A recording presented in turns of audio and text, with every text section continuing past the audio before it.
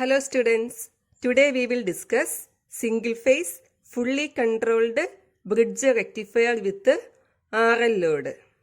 The circuit consists of thyristors T1, T2, T3, T4, voltage source Vs and RL load. The output waveforms for single phase controlled bridge rectifier with RL load depends on the value of inductance L and the firing angle alpha. If the inductance value is large and the firing angle alpha is small, the operation is in continuous conduction mode. Also, if the inductance value L is small and the firing angle alpha is large, rectifier works in discontinuous conduction mode. First, we will discuss continuous conduction mode. In continuous conduction mode, we know that the inductance value L is large and the firing angle alpha is small. So, consider firing angle alpha is equal to 30 degree. Alpha is equal to 30 degree. During the positive half cycle of the input voltage, the thyristor T1 and T2 are forward biased, but it does not conduct until the gate signal is applied to them. When gate pulse is given to both T1 and T2 at alpha is equal to 30 degree, it gets turned on and begins to conduct. So the input voltage, this portion from alpha to pi, this input voltage is applied to the load. So output voltage E0 is this one. When the input voltage applied to the load at omega t is equal to alpha, the current through the load I0 builds up slowly because of the presence of inductor L. Therefore, I0 increases slowly and reaches maximum value. During the negative half cycle, that is at omega t is equal to pi, thyristors T3 and T4 are forward biased and T1, T2 are reverse biased. But the current through the thyristors T1 and T2 are not zero due to the inductor L. Therefore, thyristors T1 and T2 does not turns off. So at omega t is equal to pi, the current begins to decay to 0. And the thyristors T1 and T2 conducts for a small duration of negative half cycle. So this portion, this value. When omega t is equal to pi plus alpha, 8 pulses are given to thyristors T3 and T4. Therefore, T3 and T4 are turned on and begins to conduct. When the thyristors T3 and T4 are on, the load current I0 shifts its path from T1 and T2 to T3 and T4.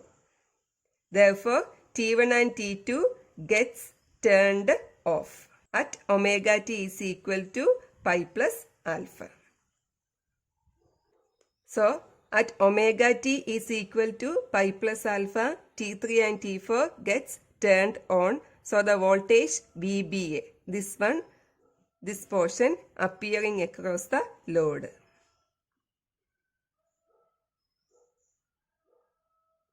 And current again increases to a maximum value. Here also, due to the presence of inductor, the thyristors T3 and T4 will conduct for a few duration in the negative half cycle. This portion. At that time, current goes to 0. Again, at omega t is equal to 2 pi plus alpha. The thyristors T1 and T2 gets turned on.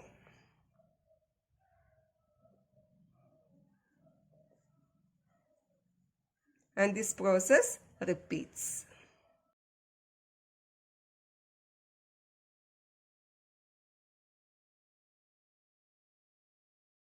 So here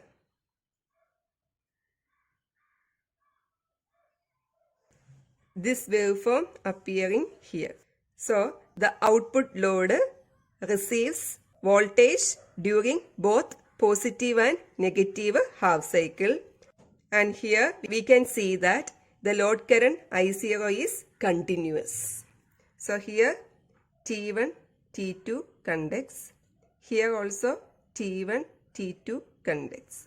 Here T3, T4, T3, T4, again T1, T2, T1, T2, T3, T4. Therefore here T3, T4. So next is VT1 and VT2. From 0 to alpha, T1 and T2 are in the off state. So VAB. This waveform appearing across thyristor T1 and T2. Up to this point, that is pi plus alpha, T1 and T2 are on. No voltage appearing across T1 and T2. From pi plus alpha to 2 pi plus alpha, T1 and T2 are in the off state. Therefore, this voltage appearing across thyristors T1 and T2. This voltage.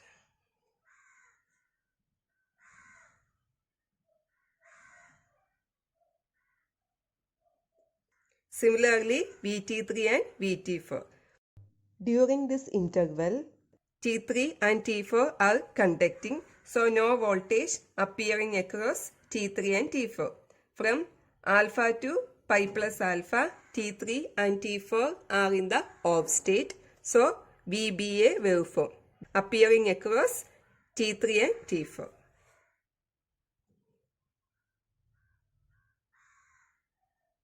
Next we will see the RMS and average value of output voltage V0. First one is V0 average. We know that V0 average is equal to area divided by base. Here we can see that this waveform repeats at an interval of pi.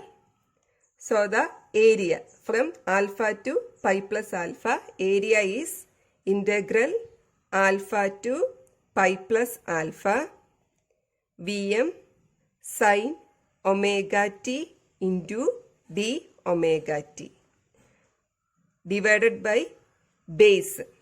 So alpha to pi plus alpha, base is pi plus alpha minus this portion. Pi plus alpha minus alpha is pi. Therefore the base is pi equal to 1 Vm by pi integral alpha to pi plus alpha sin omega t into d omega t, which is equal to Vm by pi. Integral of sin omega t is minus cos omega t, minus cos omega t with limits alpha to pi plus alpha equal to minus Vm by pi. We can apply the limits. Cos pi plus alpha minus cos alpha. We know that cos pi plus theta is equal to minus cos theta. Therefore, instead of cos pi plus alpha, we can write minus cos alpha. Therefore, minus Vm by pi into minus cos alpha minus cos alpha equal to minus Vm by pi minus 2 cos alpha. Therefore, V0 average is equal to Vm by pi into 2 cos alpha. That is 2 Vm by pi cos alpha.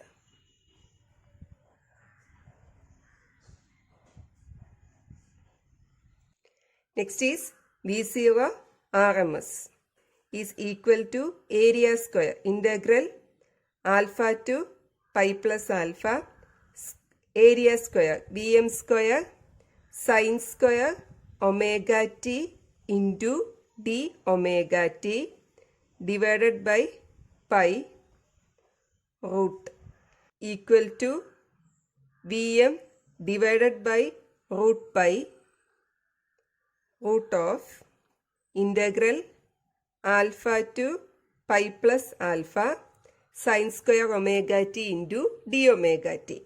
Instead of sin square omega t, we can write 1 minus cos 2 omega t divided by 2 into d omega t equal to Vm by root 2 pi root of integral alpha to pi plus alpha 1 minus cos 2 omega t into d omega t, which is equal to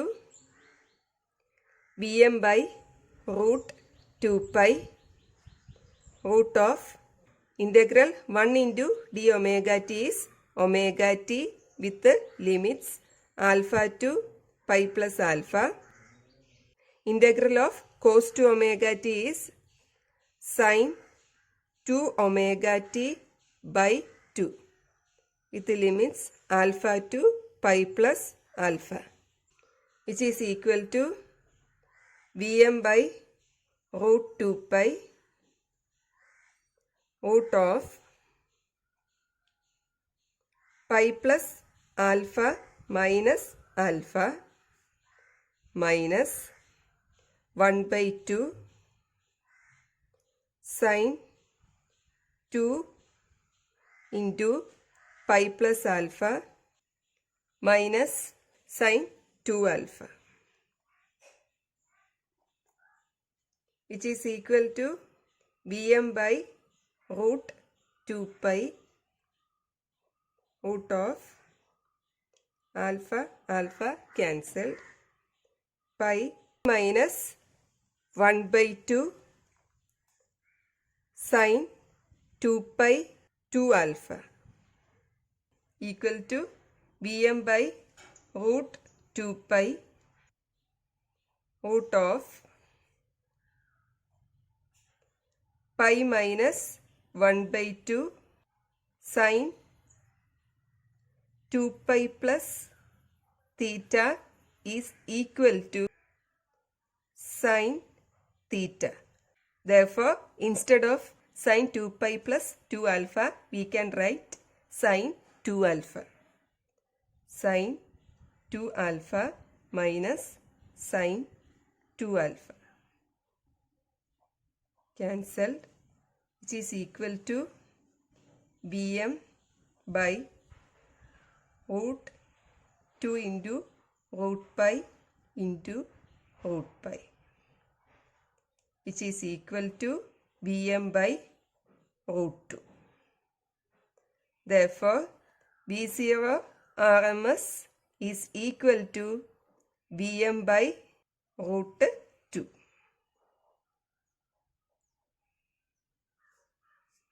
Thank you.